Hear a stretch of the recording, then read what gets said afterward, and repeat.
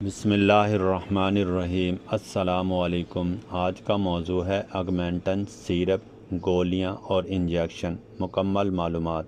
Augmentin ایک طاقتور anti biotic دوا ہے جو مختلف بیکٹیریل انفیکشنز کے علاج کے لیے استعمال کی جاتی ہے۔ یہ دوا اجزاء پر مشتمل ہوتی ہے: اموکسیسلن اور کلیولینک ایسڈز، جو مل کر بیکٹیریا کو ختم کرنے میں زیادہ مؤثر ثابت ہوتے ہیں۔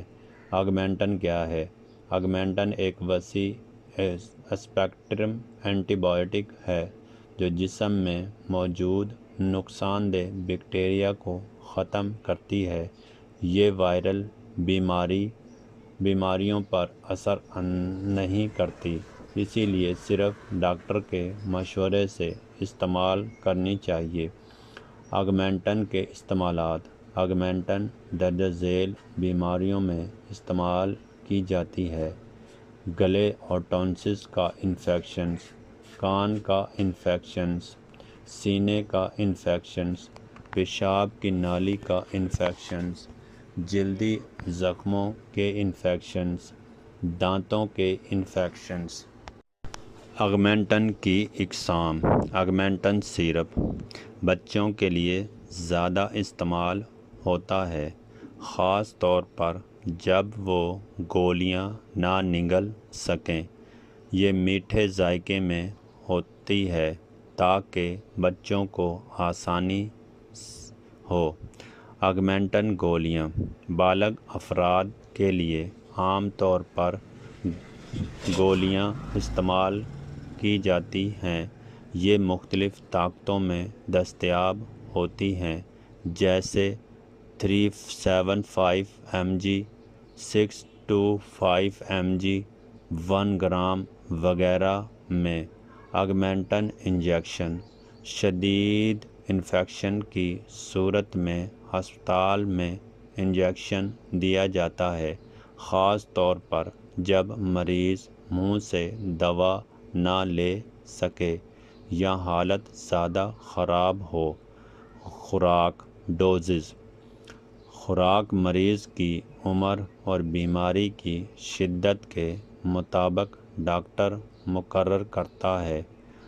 بچوں کو سیرپ وزن کے حساب سے دیا جاتا ہے۔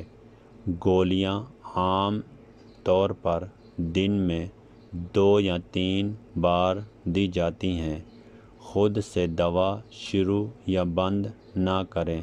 ممکنہ سائیڈ ایفیکٹس: متلی یا قے، دست، ڈائریا، پیٹ درد، الرجی، خارش، سوجن، بعض اوقات کمزوری یا جگر۔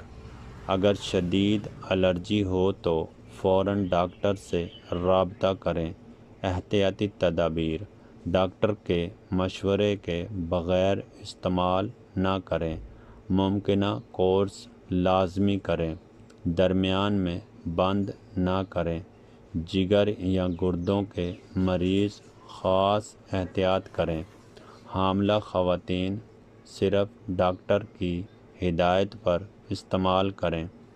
آگمنٹن ایک مؤثر اینٹی بائیوٹک دوا ہے جو مختلف بیکٹیریل انفیکشنز کے علاج میں استعمال ہوتی ہے، تاہم اس کا غلط یا غیر ضروری استعمال نقصان دہ ہو سکتا ہے، اسی لیے ہمیشہ ڈاکٹر کے مشورے سے ہی استعمال کریں۔ اس طرح کی مزید معلوماتی ویڈیوز پڑھنے کے لیے چینل کو سبسکرائب، لائک، شیئر، کمنٹس ضرور کریں، مگر تہذیب کے ساتھ، اور اپنے دوستوں کے ساتھ بھی شیئر کریں تاکہ میری حوصلہ افزائی ہو سکے۔ اوکے، خدا حافظ۔